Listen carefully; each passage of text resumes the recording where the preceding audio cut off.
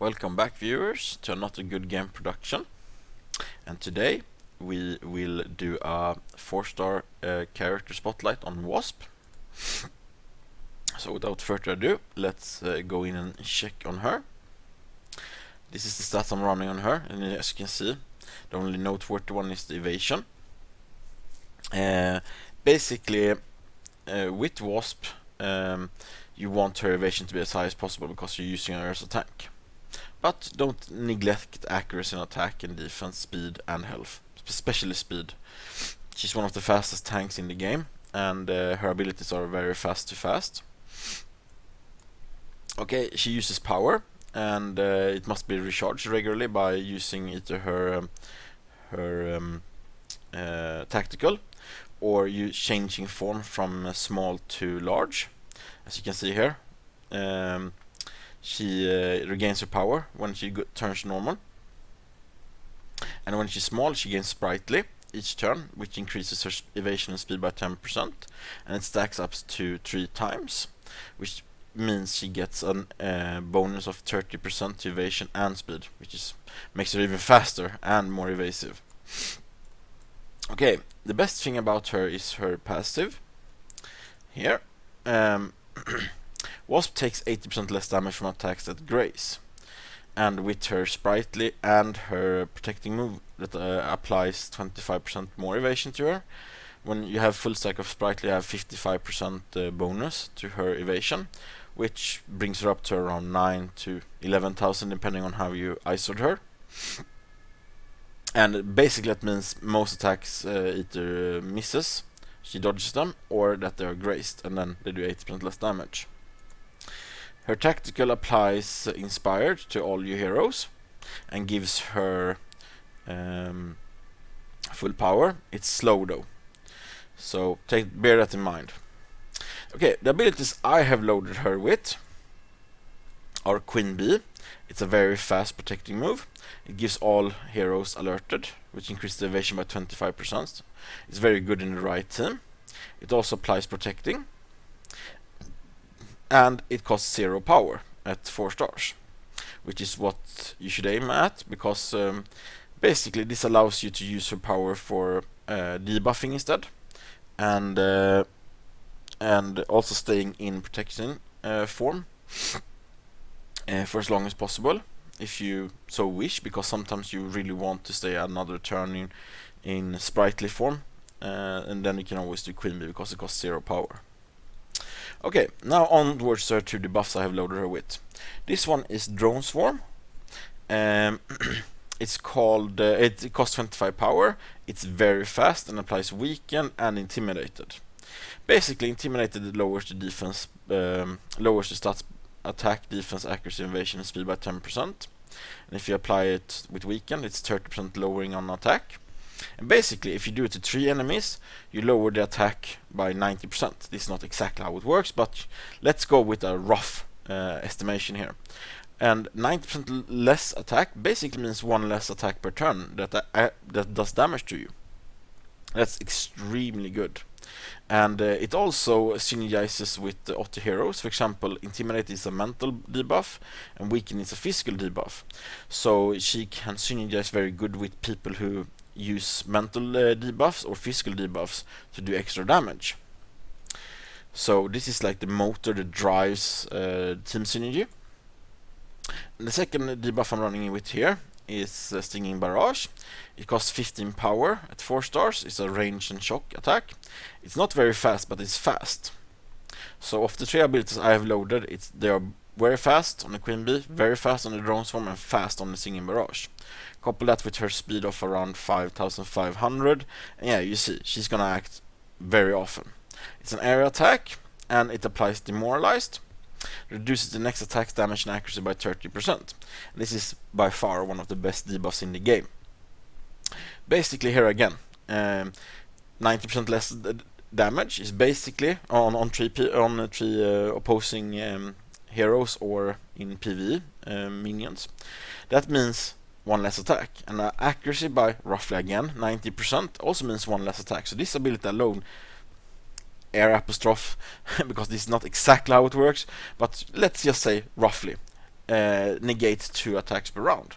Couple this with Drone Swarm, and we're looking at nearly 3 attacks per round, which is crazily good. And also, do not forget that if she has a super high evasion, which means if you lower her accuracy and then you intimidate the lower accuracy and add all that up, and they will miss her a lot more. And even if they hit, they will graze her instead, which she lowers her graze damage by 80% due to her passive. So incredibly good. Also, take into account that there was something with Drone Swarm I forgot to say. Well, I'll get back to it later on then. As I said, Stinging Barrage is the one I use. It's the best debuff in the game in my opinion, followed by Intimidate and Weaken on Drone Swarm. It's probably the best debuffing move in the whole game, Drone Swarm. There is another ability you could use. As you see here, I'm not using an ability that makes her normal size. So instead I have to use a tactical to change to normal size. And there is another ability you could use, and that's Fist Bump, her 3-star skill. It has Deadly Grace on it, which means that she adds the difference in evasion between her and the target to do more damage, and it makes her normal size. You could use that one, but the problem here becomes, okay, what you're taking off? You can't take off Queen Bee, obviously, which means you have to take off either Drone Swarm or Stinging Barrage, which in my opinion you shouldn't, because Wasp's role is tank and debuff. So her role is not damage, you have a lot of stuff for that, and her role, she's great at tanking and she's great at debuffing, while she's only at best mediocre at damaging. So why do that? Go with the best debuffs in the game instead. Go with Stinging Barrage and Drone Swarm. That's my advice to you. In her ISO slotting, I'm going to show you what colors it has. She has 5 purple, which is the evasion one, 1 red, which is the attack, and 2 white, which is the speed. As you can see here, I'm currently running her with Impenetrable set, Rejuvenating set, and I'm also running her with the Barricading set. Barricading set procs at 50% and gives her a shield, and since she has very low health, that shield of around 1000 plus to 1300 is extremely good, and you really need it on her. Rejuvenating is very good on her as well, because she takes very low damage, since most attacks either misses or grazes her, which means that she takes very little damage, and rejuvenating is enough to keep her up, especially with the impenetrable. So she takes less damage from attacks as well. I don't know if impenetrable stacks with her passive though on the grazes. They do so little damage, I have no clue if they actually stack or not, but I have it in for the one-shotting for PvP. Basically she always have impenetrable and barricading for PvP, and so she doesn't die on a first round Daredevil or somebody else that's designed to take her out. High accuracy heroes basically. Okay, so without further ado, we've gone through the abilities, the ISOs, and her stats. So let's check her out in PvP and PvE. Let's run it through the heroics. 3.6. So you can see her in action. There we go.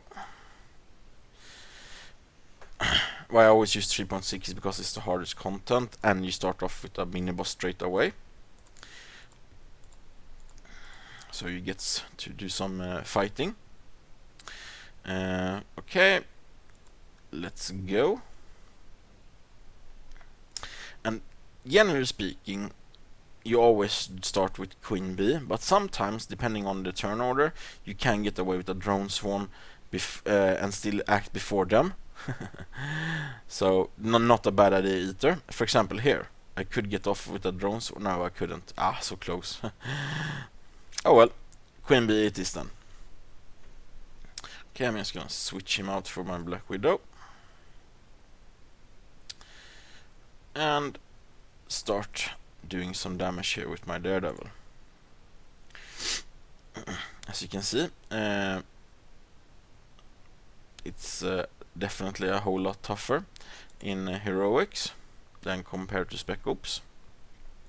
Okay, now generally speaking you should do a drone swarm, but he's almost dead, so I'm actually gonna take the time to do a recharge here and buff up Inspired before the next turn, so that everybody gets 7% to the stats, including her, and she will most likely get to go first anyway next round, and if she doesn't, she will go second. Yeah, she goes first.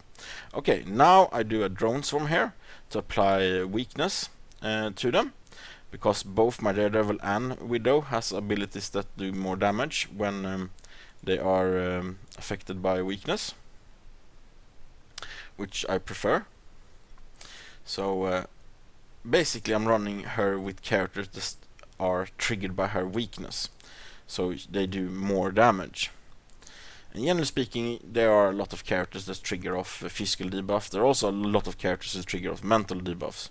So basically Wasp fits into any team as a tank and as the debuffer that, you know, makes your other two heroes go off with, you know, extra damage. Okay, let's just take him out.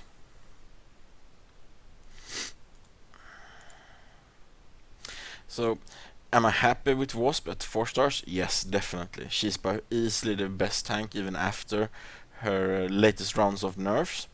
And what was nerfed on her was Final Sting. Got lower down in damage from 570 or something down to 202.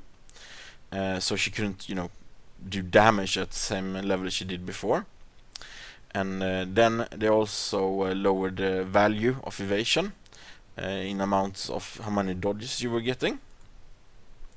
So after that I felt that she was no longer overpowered, but she was in a good position to be a great hero, and now I could actually use her, which is why I 4-starred her, because I like good tanks, and Wasp is by far the best before her nerfs, and after her nerfs she's definitely still probably the best. There's probably some contention now. If the lower evasion, you know, are not at 10% in value, yes, then we can definitely start discussing what the top contenders for the spots. I think she will still hold it, but it will be a lot closer with, for example, the likes of Luke Cage, for example. So we'll see what happens. Okay, now let's get protection off here, so the boss doesn't attack anybody of my DPSers. They are pretty glass cannon-ish, but they have high evasion, so not too glass cannon-ish, because I really don't want that in heroics, because there are AoE attacks and readied and stuff like that, and free attacks and stuff, so you really need to have people that can take some punishment, either through defense and health or evasion and health. Okay, time to take out some trash. Okay, and as you can see now, he has weakness applied from Wasp, so his last strikes will do 50% more damage. You see bonus damage, and now the boss will almost die. But now he will die because, again, bonus damage, because Systema exploits weakness. So again, extra damage. So as you can see here, Wasp is triggering them. Very, very nice. And now I just need one more round to take him out, as we talked before. Basically, in this point, if you don't have Queen Bee 4-starred, you would have to go, you know, mortal form and maybe die. But since we have it 4-starred, and I only need one more round, let's just Queen Bee, cost 0 power, and just take him out without a problem. So that's why you should have Queen Bee 4-starred, for example. Okay, he missed, and now I can go mortal form and take him out before any problems appear. Okay, let's just stun him out a bit and let Daredevil deal with him. There we go. And as you can see, she's extremely fast and gets to go very, very often. Generally speaking, Wasp is very good after the nerfs, and if you have her, you should still use her. And I think most people have her and use her, so this shouldn't come as a shock to you. Okay, let's hop into PvP. and do one PvP actioner, because she is actually viable for PvP. Basically, you don't really need a tank in PvP, but why she's viable in PvP is because she's hard to hit in PvP, and in PvP, the environment of one-shotting, being extremely hard to hit and kill, is very valuable. And since I have her loaded with the basically the best debuffs in the game, she debuffs the whole enemy team and makes them a lot easier for me to deal with. So I have her in here as a hard to hit character and a debuffer, and that's why I'm using her. I should take out Mr. Rocket Raccoon, which I will do now because he does tons of damage. And you can see, okay, she's down to half now instead of being one-shotted. And now we'll actually not. We'll okay. I have a debuff on her apparently that lowers the speed of her next ability. Sadly. Okay, let's Queen Bee instead. Yeah, let's get the protection up and sprightly. And now let's take these peeps out. Okay, as you can see, Wasp is not immortal, but she bought me enough time to kill 2 of the enemy team for my 1, and put him in a really bad position as well, because I got buffs up now on my team. So you can see, she performs very well in her role as a diversion and debuffer in PvP, even if you don't need tanks in PvP. But I like to roll with her. So there you have it, peeps. 4-star Wasp in action in both PvE and PvP. And if you have her, I would definitely recommend you to use her. She will make your life a lot easier, both in heroics and in spec groups and in PvP. She also triggers a lot of team synergies with applying team-wide mental debuff and team-wide physical debuff. So you can use a lot of characters to synergize with her debuffing. So yes, overall judgment, Wasp is one of the greats in the game. Anyway, if you liked it, don't forget to subscribe and hit that like button. And until next time, have a good game.